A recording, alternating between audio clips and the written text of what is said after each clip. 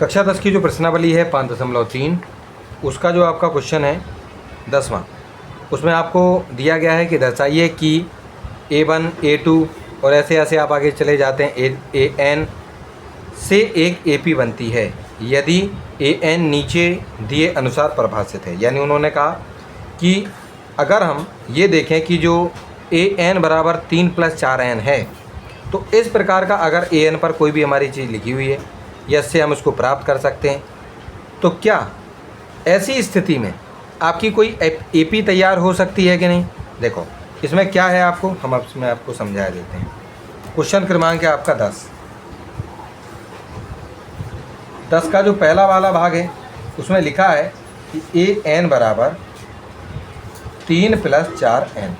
देखो क्या है, ये जो आपकी AP आपको यहाँ दिखाई दे रही है, इस AP में ना तो आपको पहला पद मालूम है, ना दूसरा पद मालूम है, ना तीसरा चौथा कोई भी पद मालूम नहीं है।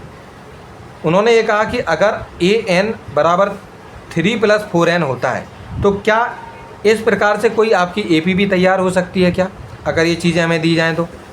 और साथ में अगर AP बनती है तो आपको ऐसी स्थिति के लिए उनके जो 15 पद हैं उन 15 पदों का योग निकालना है। यानी A1 A2 A3 A4 A5 A6 करते हुए A15 तक के जितने भी पद हैं उन सभी को आपको योग जो है उनको जोड़ने पर कितना आएगा वो आपको निकालना है। तो हम क्या करेंगे, पहली वाली स्थिति में AN बराबर 3 + 4N लिखा हुआ है। अगर हम इसमें क्या करें कि हम एक निकालना चाहें यानी पहला पद निकालना चाहें तो N की जगह पे हमने क्या लिख दिया 1, तो हम यहाँ क्या लिखेंगे 3 + 4 गुणा N की जगह, क्योंकि हम 1 लिख रहे हैं यहाँ लिखे लेते हैं हम N बराबर 1 रखने पर ऑन पुटिंग N = 1, तो कितना आएगा आपका 3 + 4 एकम 4 बराबर कितना हो गया 7। उसके बाद अगर हम A2 निकालना चाहते हैं तो हम यहाँ क्या कर रहे हैं, ये जो आपका 3 + 4N है उसमें N की जगह पे हम क्या लिख रहे हैं AN लिखे लेते हैं पहले हम। चलो दूसरा पद निकालना चाहते हैं तो 3 + 4 गुणा N यानी 2, यानी यहाँ पर हम क्या कर रहे हैं N बराबर 2 रखने पर यानी ऑन पुटिंग N = 2, ठीक है कि नहीं।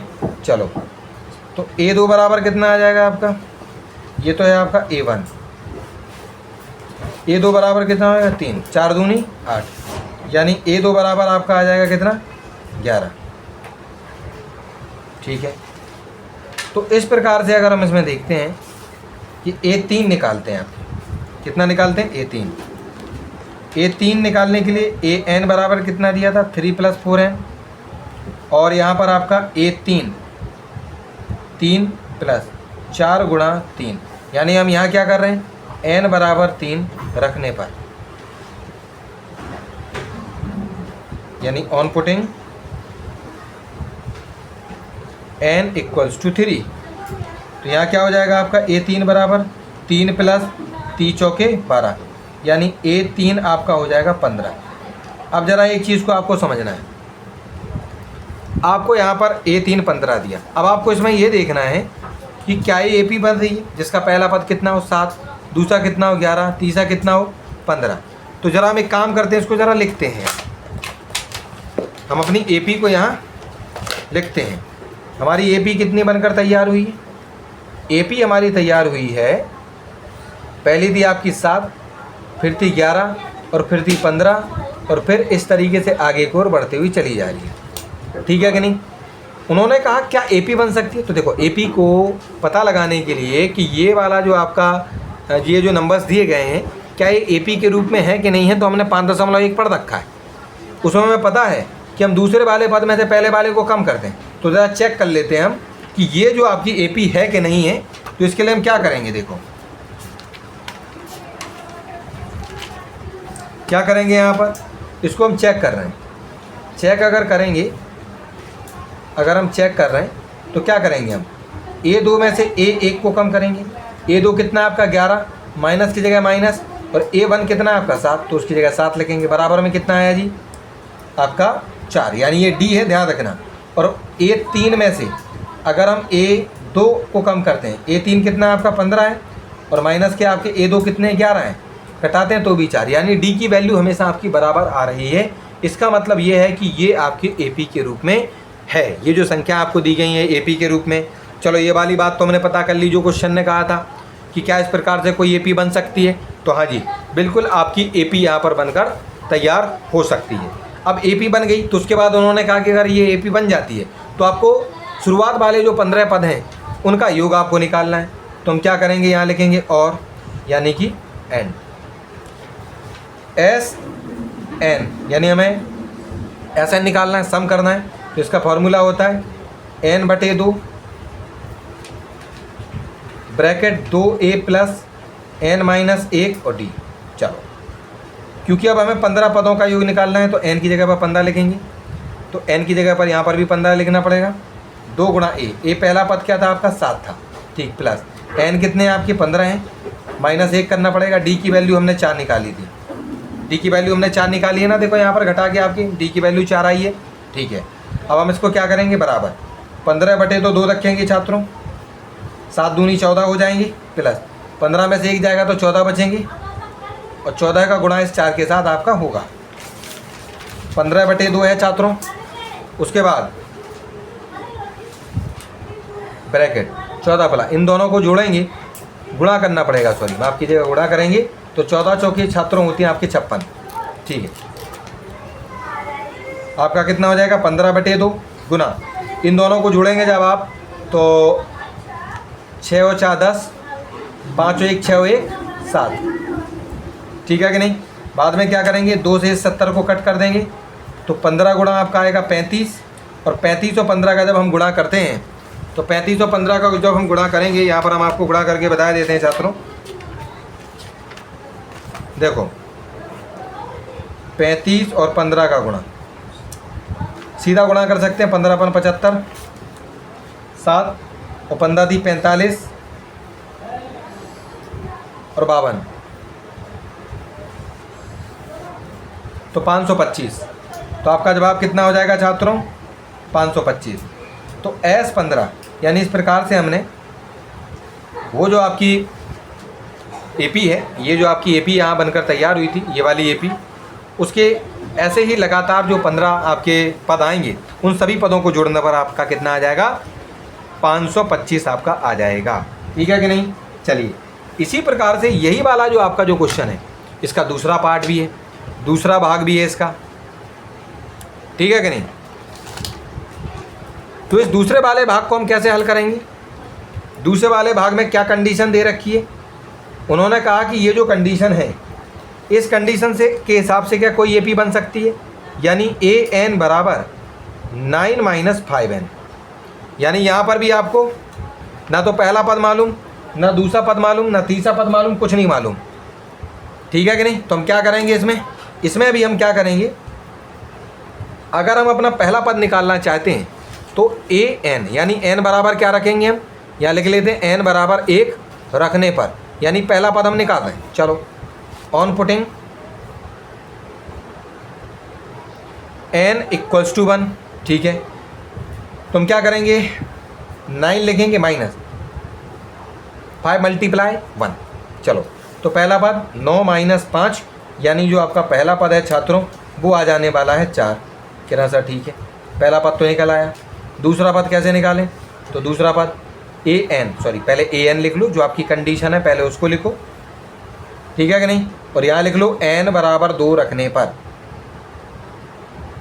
यानी हम लिखेंगे यहाँ पर ऑन पुटिंग n = 2, यानी n की जगह पर 2, 9 गुणा, सॉरी 9 माइनस है, माफ़ कीजिएगा, यहाँ पर माइनस का माइनस लगाएंगे, 5 गुणा n है, यानी 5 गुणा 2 कर देंगे, ठीक है।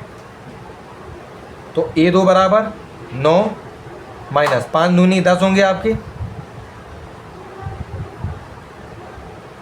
तो A2 बराबर आपका आ जाएगा -1 आएगा, ठीक है। यानी A2 की वैल्यू आपकी -1 आई है, ठीक। उसके बाद हम A3 भी निकालेंगे, तो A3 निकालने के लिए आप फिर से वही वाली बात, ये आप कंडीशन रखेंगे, माफ़ कीजिएगा, यहाँ पर पहले आपको an लिखना पड़ेगा। इस कंडीशन में आप क्या कर रहे हैं, n बराबर आप 3 रख रहे हैं, तो n बराबर 3 रखने पर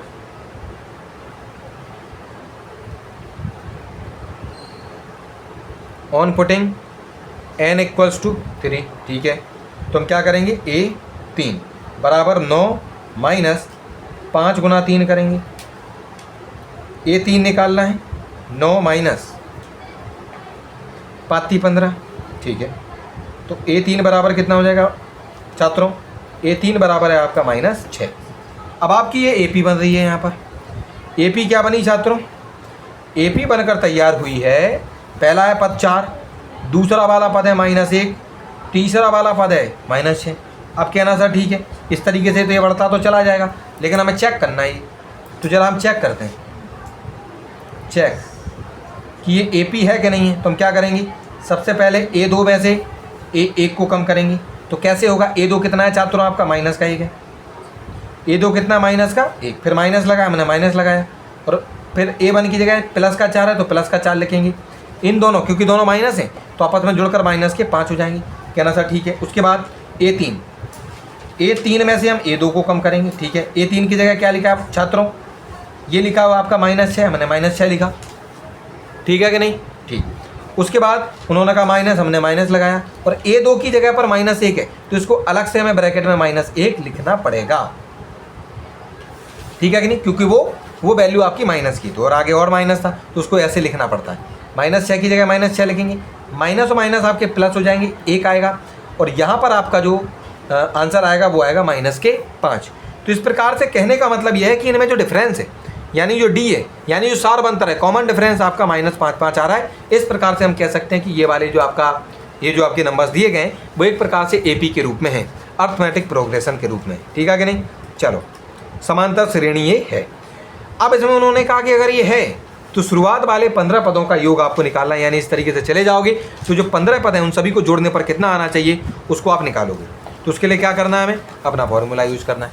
फॉर्मूला क्या कहता है कि सर अगर आपको SN निकालना है तो बच्चों आपको n/2 ब्रैकेट 2a + n - 1 और ये D यहाँ पर लगा देना है। कहना सर ठीक है। फिर उसके बाद n कितना है, क्योंकि हमें पद कितने पदों को जोड़ना है, 15 पदों को, तो n की जगह पर 15, क्योंकि 15 पद की बात हो रही है, बटे में 2 है, 2 गुणा a। a कितना था छात्रों आपका, पहला पद था 4। चलो एक बार हम इसको चेक कर लेते हैं, कितना था आपका, पहला पद था आपका 4। देखिए छात्रों, यहाँ पर हमने पहला पद कितना निकाला था, 4 निकाला था, यहाँ पर भी 4 लिख रखा है, ठीक है। तो a के स्थान पर हमने 4 लिखा, ठीक है। उसके बाद प्लस, फिर से भाई n की बात हो रही है तो 15 लिखने पड़ेंगी। D कितना था आपका, -4, तो इसको हमें अलग से -4 इसको ब्रैकेट में लिखना पड़ेगा। क्यों, क्योंकि अगर -4 लिख देंगे तो लगेगा कि ये यहाँ पर जो भी सॉल्यूशन हो रहा है उसके साथ घटाना करना है 4 को, इसलिए इसको इस प्रकार से लिखना पड़ेगा, ठीक है जी। 15 बटे हम छात्रों 2 लिखेंगे, ठीक। 4 दूनी आपका 8 होगा, प्लस 15 में से 1 जाएगा आपका 14 बचेगा, और गुणा आपको -4 के साथ करना है, ठीक है। उसके बाद 15 बटे 2, यहाँ कितना है 8, प्लस 14 चौके आपके 56 होंगे, माइनस के 14 चौके 56 हो जाएंगे आपकी, बराबर में 15 बटे 2 हैं छात्रों, 8 है। यहाँ पर हमारी एक मिस्टेक है, जो D है आपका सारबंतर, देखिए यहाँ पर कितना है, -5 है, और हमने लिख रखा है यहाँ -4, इसको सही करते हैं, ठीक है। -5 और इनको आपस में करेंगे गुना, तो ये आ जाएंगे आपके 70, माइनस के 70, और यहाँ पर कितना लगेगा, -70 बराबर 15 बटे 2। इन दोनों को जब हम घटा देंगे आपस में, जब इसको हम घटाएंगे 62 बचेंगे, वो भी माइनस वाले, ठीक है कि नहीं। उसके बाद 2 और 62 को जब हम आपस में सरल कर देंगे तो ये आएंगे -31, ठीक है कि नहीं। अब इनको हम क्या करेंगे, आपस में गुणा कर देंगे। चलो, तो हम क्या करेंगे, 31 गुणा 15, तो 15 एकम 15 की 5, हासिल आपकी 1 आ जाएगी, और 15 थी 45, 45 और 1 46, 465, लेकिन माइनस के, क्योंकि आपका ये माइनस में है। तो इस प्रकार से आपके इस AP के शुरुआत वाले 15 पदों को जोड़ने पर आपका -465 आपके आने वाले हैं, ठीक है कि नहीं। चलिए, तो इस प्रकार से ये वाला क्वेश्चन भी आपका समाप्त हो गया है।